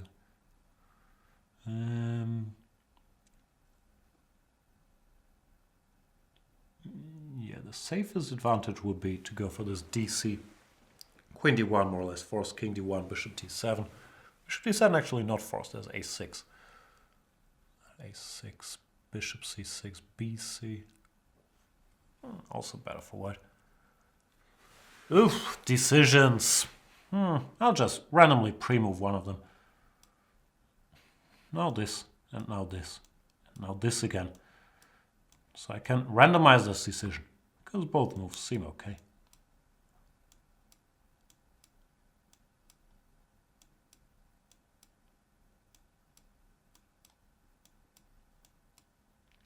I don't know how long I can keep this up, warrior 1. Take already. Or I might actually have to use reasoning for making my move. Also, now that he thought about it for so long, it dawned on me that after knight c3, probably queen f3 was a serious problem for him, which might explain why all this deep thought. And bishop d7. Do I still have queen f3 business? Bishop c6, queen f3. Doesn't look bad, at least, does it? I don't know. Knight d7 once again was a safe advantage, so maybe I should just have done that. But now that I've seen this move, I get all giggly and excited about it, because I can threaten checkmate.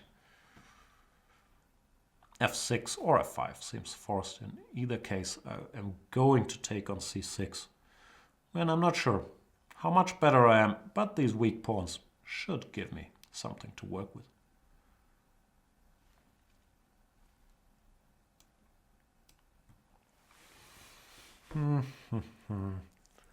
How to do this, though? Queen on f3 is a little dumb now.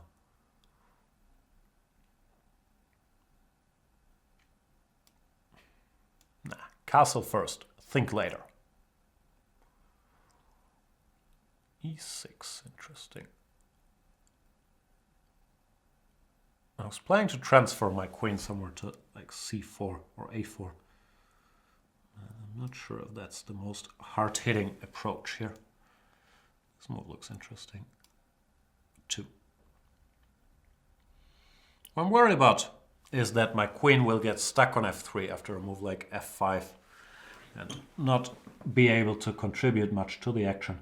But for now I've stopped f5. Now it might become a topic of discussion again though.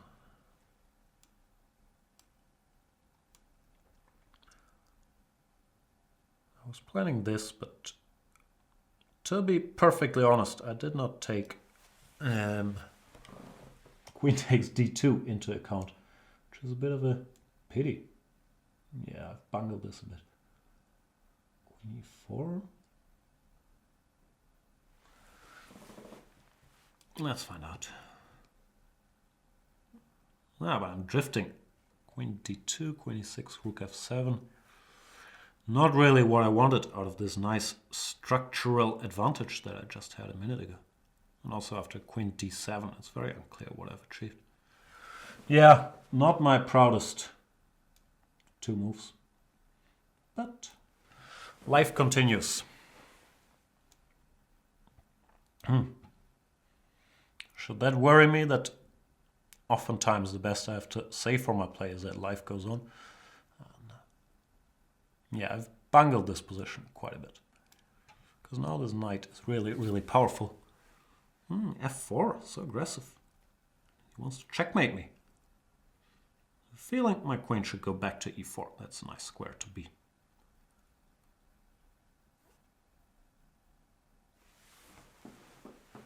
Very weird position. Both sides have a lot of weaknesses, but this knight on c3 is such a powerhouse that I'm not sure I like my chances here. I might have to do some clumsy stuff to try to get rid of it. And I also have to be careful not to get mated while I do so.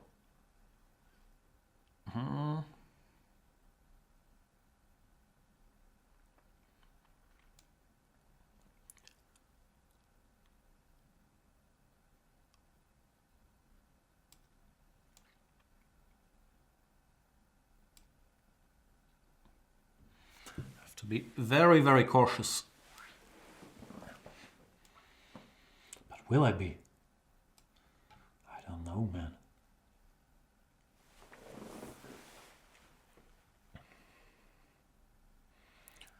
He's very clearly trying to checkmate me, which is not a character trait I particularly appreciate.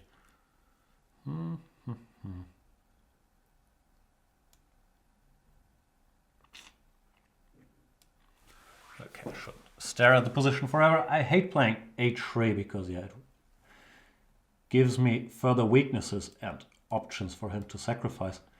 But gotta speed up a little bit by now with the clock ticking away. I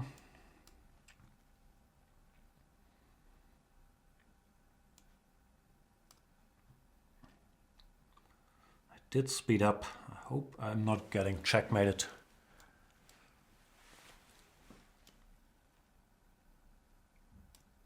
But it doesn't look like I am.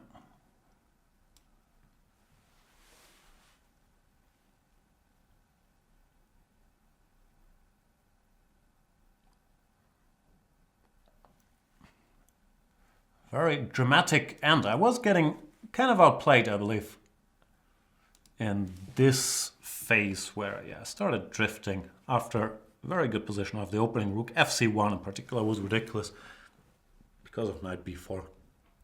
And if you're gonna put a rook on c1, at least use the a rook. And then, clocks got a little low. Same old, same old. All right, here we go again.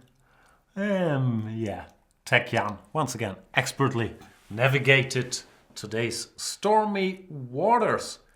Had nothing to do with the bathroom break, even though I might have this Vincent Vega thing where every time I go to the bathroom, something bad happens. I did lock myself out once during a live show when I went to that restroom. And what did I say? I said I was gonna play 2 more games of chess. So might as well do that.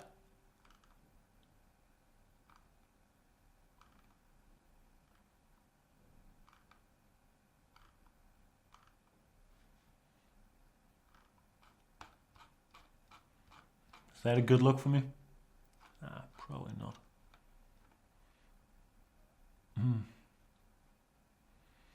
I'll play...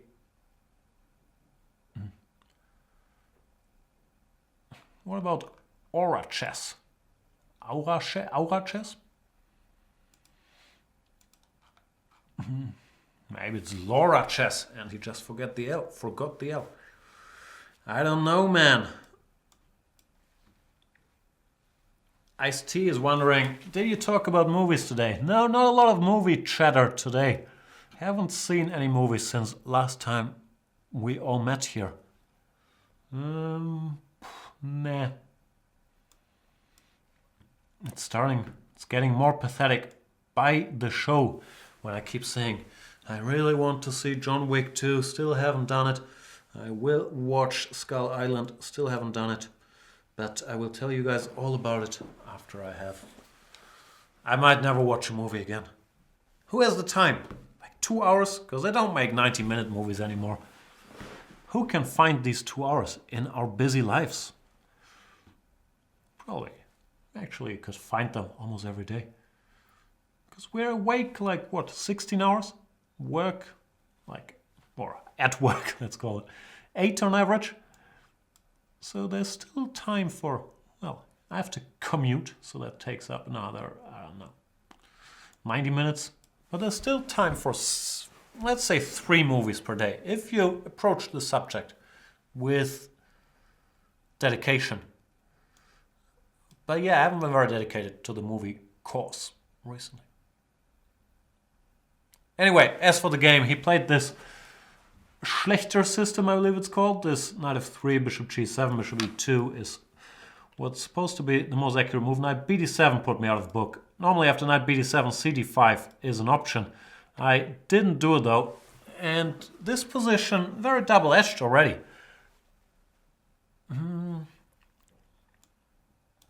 I believe I will go for... Oh, hang on. I wanted to go for queen b3, but then I spotted knight g4, which would be a bit of a problem, I guess. Ugh. Unhappy. Very unhappy. I have to spend a move on h3, which not only is a tempo waster, but also weakens my king side a bit against potential bishop h3s or queen g5s or whatnot. So yeah, this did not go according to plan, because I missed knight g4. I wanted queen b3, threatening knight d5, and I was enjoying myself. But no longer. Queen g5, no messing around, gotta go f4. Get that queen out of there.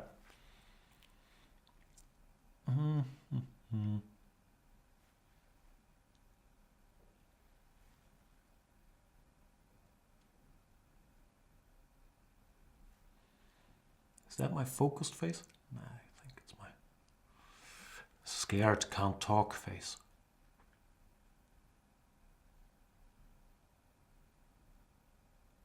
Queen f5, however, feels a little unnatural, doesn't it? Not that I have any intricate means of punishing it, but it feels a little off. Queen f3, rook e8, I guess. Even that. I might think about g4. Could think about g4 immediately. Where does the queen go after g4? It has to go to d7.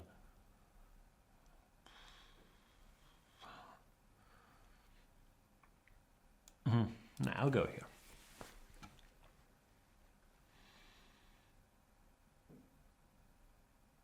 I prefer going e4, not g4. But I feel like I'm missing lots of things. Knight e4, is that an issue? It would become an issue if I ever went e4 for sure. So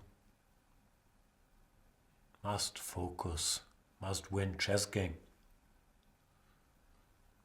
I'm not sure I'm very good at self-pep talks. Queen d7. He has recognized that his queen might not be so well placed there. Okay. Might as well make some natural moves. I missed queen e7, believe it or not. I thought queen c7 was forced.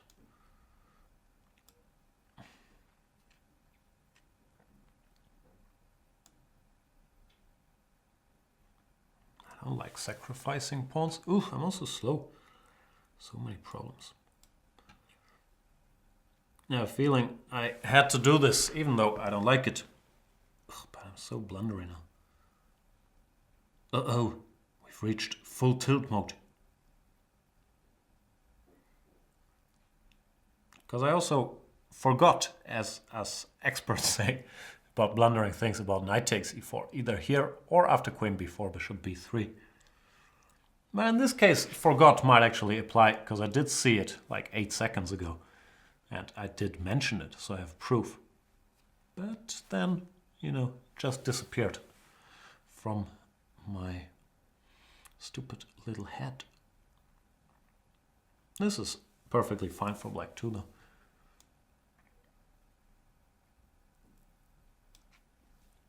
Yeah. Not a lot of mojo left.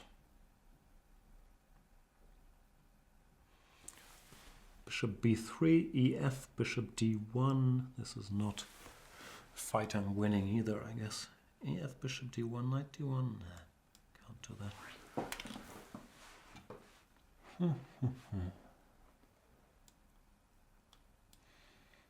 Oh, I'm getting my pawn back. I like getting pawns back. I like it much more than getting my pawns taken away from me. Still not doing great, but better than a second ago.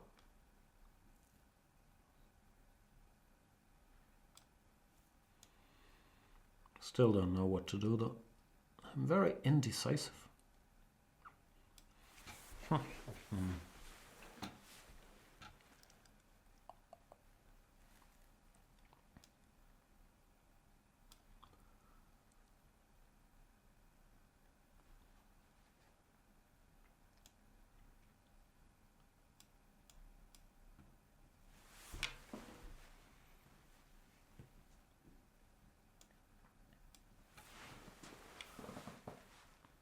Oof, I missed queen b3.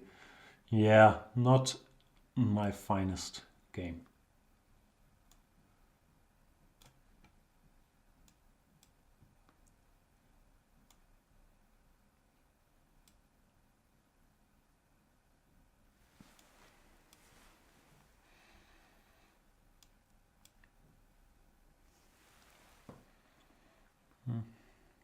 Still in trouble.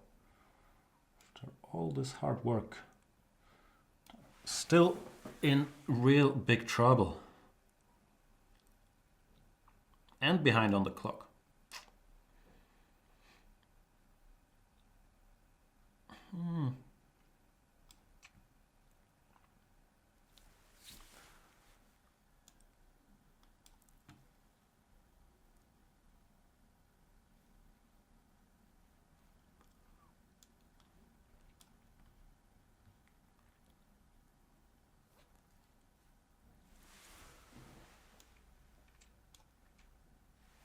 My position improved a bit. Still don't like it much, but once again, I think we've been here before. I did get the pawn back. I was down.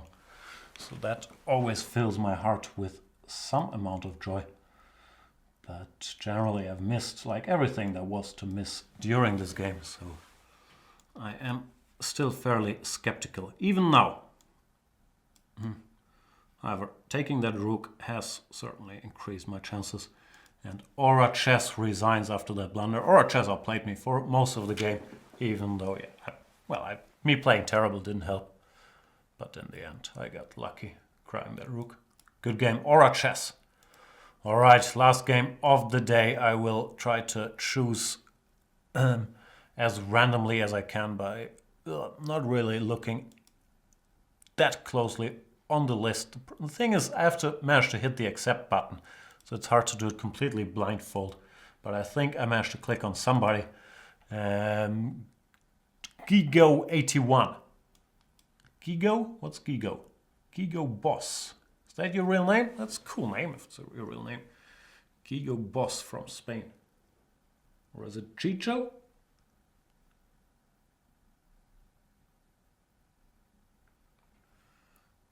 He might not be around, Chicho. 5, 4, 3, 2, 1. Borto81. Sorry, man. Alright, let's do this again.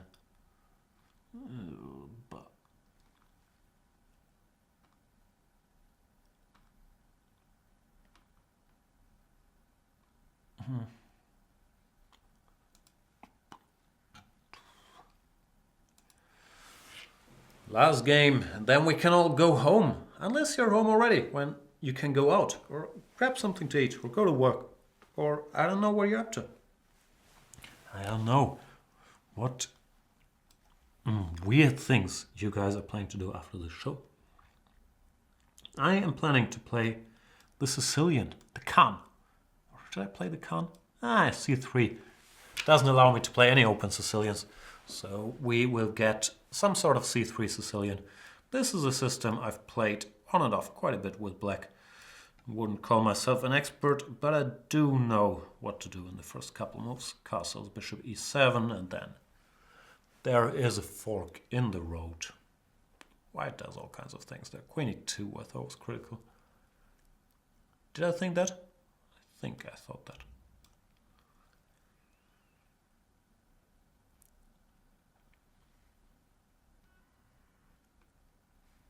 Knight c3. Hang on. I guess I can swap things down. Is that the point? Because the structure, of course, is quite good for black. Therefore, normally white should avoid an exchange of queens here after de. The endgame should favor me if I can manage to get my pieces into play, and I don't see why I shouldn't manage. Therefore, yeah, I think knight c3 is probably not the way to go unless you have some strange pawn sacrifice or something here. But I couldn't really see anything too scary. Rook b1, fair enough. p6 or knight a5. I don't know. I'll go here.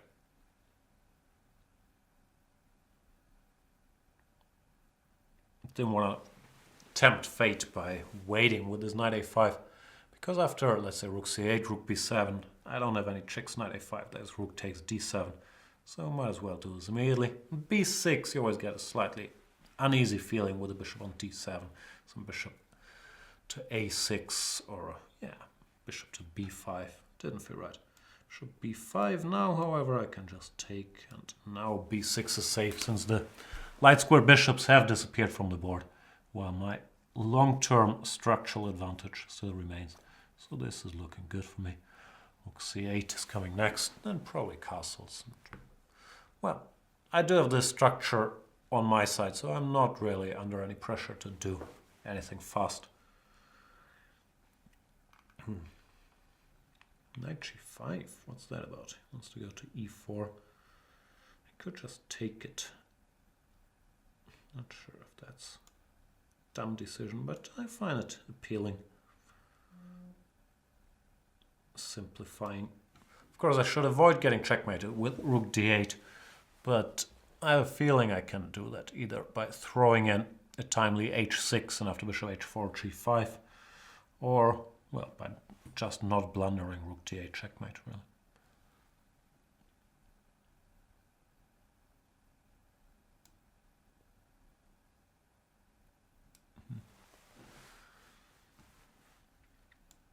And Gabi Ulloa starts working on mating constructions on d8. We'll find out. And Rocator is asking why I don't do more Banter Blitz in Spanish. First of all, Pepe Cuenca's English is way better than my Spanish. So I think he's great doing English Banter Blitzes, but me doing Spanish Banter Blitzes, less great, because in Spanish, yeah, I really struggle saying anything half witty. Okay, I struggle with that in English too. I really struggle saying stuff in Spanish. I've done it in the past, and I told the Spanish guys that I'm game for actions, but in general for regular dicharachero. There's way more qualified guys than me. So I'll stick to German and English, my first 2 languages. The third one only in times of dire need. Desperate need? Where? See, even English I'm not so sure. Probably I should stick to German. As for the game, I should stick to pawn grabbing. Gimme.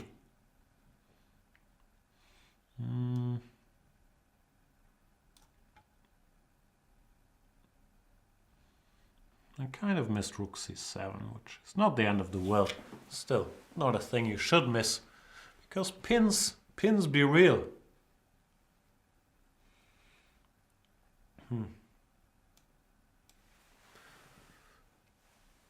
Gryffindor is asking about French banter. I did all the French bantering I can earlier in this program. And I've kind of made my life a little tougher than it needed to be in this game. By allowing this rook c7 business, still doing fine, but yeah, not exactly textbook technique.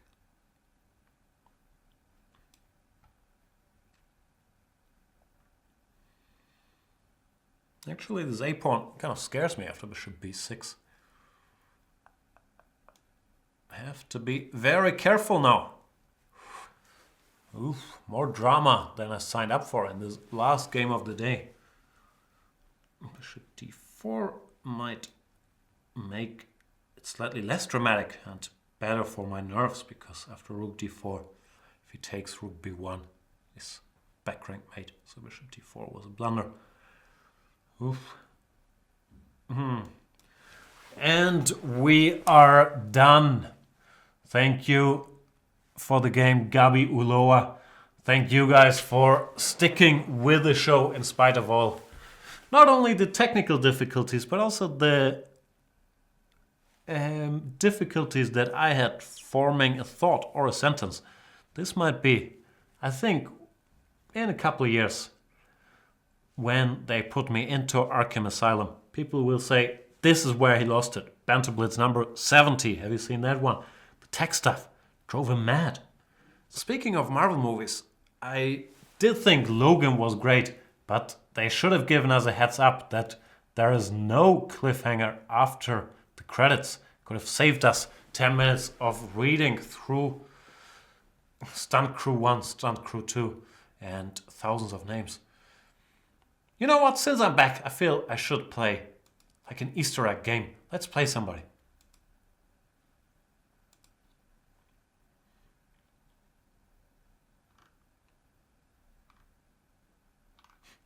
Easter egg game? I don't even know if that makes any sense. And probably all you guys left because I pretty much declared the show over. And this is not exactly a high energy finale grande in Alemania. But I consider it my mission to crush all you premium members at least once. Because he's just appeared, so we know he's here. Aren't you, Sauerlandi? Sauerland. As we say in Germany, mein Herz schlägt für das Sauerland. Do we say that? Ooh, he plays the Dutch. I feel like already I made a terrible mistake choosing the Sauerländer. Because not only was this already the worst encore of all times, now we have to deal with the worst opening of all times in the encore. And this is a line. Didn't I tell you last Banter Blitz? I studied this. I finally got around to looking at this. And to no one's surprise, it's a terrible opening. I can't remember what I'm supposed to do after EF though, or after C5, or really after any move. But C5 looks like I should take here, no? Take it easy, baby. Take it as it comes. Like this? I don't know. I didn't say I studied it very carefully. Knight takes, bishop takes, queen takes, king takes. All of those moves are legal. Secrets of Grandmaster Chess. I'll go with queen takes. Why not? DC4 and then D5, I guess. Not sure.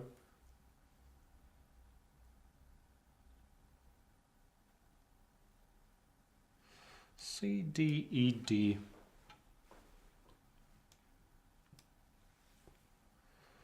What's up, chatters? Enrocator saying now in theory, because official is not published, start something from Santiago de Chile, not Compostela. Some tournament? What are we talking about? Darko Arsenjevich is saying he thinks of Wim Wenders when it comes to getting back on the stage.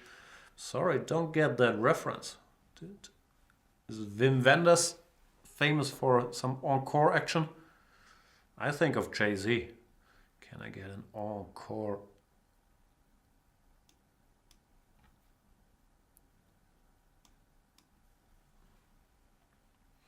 Not sure I've played this particularly well. But life still goes on. Der Sauerländer. Where are you from in Sauerland? The only place I know is this very famous hotel, Sauerland Stern, where they have the German youth championships many a year. And there's a movie theater attached to it. That's pretty much all I know about the Sauerland. But I've enjoyed myself whenever I've been there. I'm not enjoying myself greatly in this position, to be perfectly honest. But I'll still win somehow. At least that's the plan. I've gotten very tired, like very suddenly during this show. It's like when you're working out your shoulders. Like the first couple repetitions seem easy. Then all of a sudden you just can't do a thing anymore. Feels like this is happening in this show as well. Here, der Sauerländer has got me all messed up. Got me under pressure. Bad move too. I'm playing badly. The thing is, I can still recognize when I'm playing badly. I just can't do nothing about it.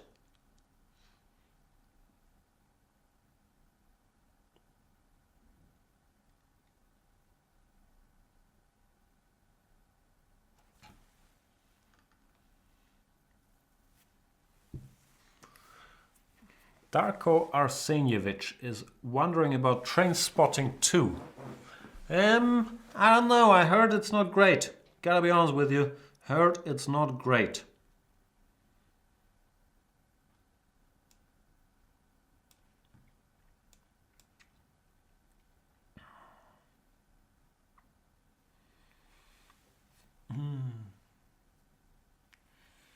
Trying to figure out what position my position is in. But it's not a great position. E4 might work. Whatever. This is very inspired. Banter blitzing. Ugh. Must go home. Hungry. Hungry. Sleepy. I also lost count of the pawns. Am I a pawn up? I feel like I deserve to be a pawn up for all my suffering.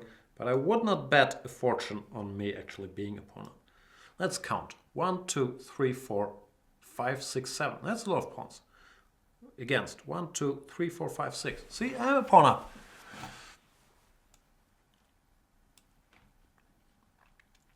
Life already looks much sunnier now that we have established, without a smudging of doubt, that I am up a pawn.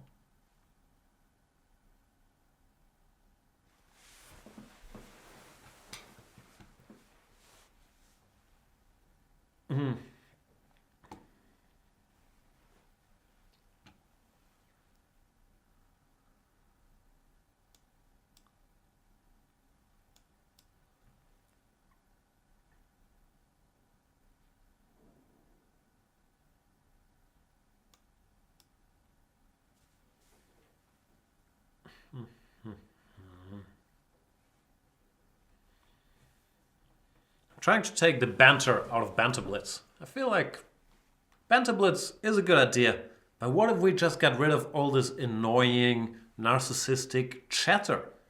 We could just watch Grandmasters play Blitz games. Maybe that is the future of Banter Blitz. B4 is not the future of Banter Blitz, that's just bad. 93, B5, and I might have really bungled it. But even after B6, yeah, B4 was terrible, terrible move. Horrible. Yep. Now all of a sudden, it's anybody's guess if this is still winning. No, actually it's my guess. I guess it's still winning. But normally you don't want to go from a completely winning endgame into an endgame with opposite color bishops that might be winning, might not be winning. That's probably not a smooth transition.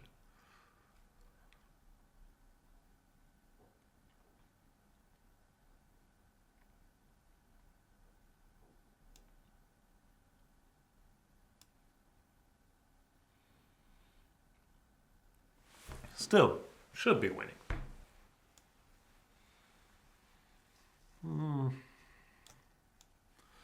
Let's keep it simple.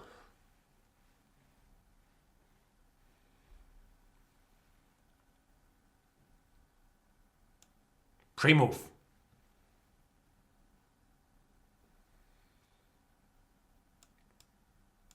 Pre-move. What's that, the drop down? See, I can never hit it on purpose. Oh, there it is.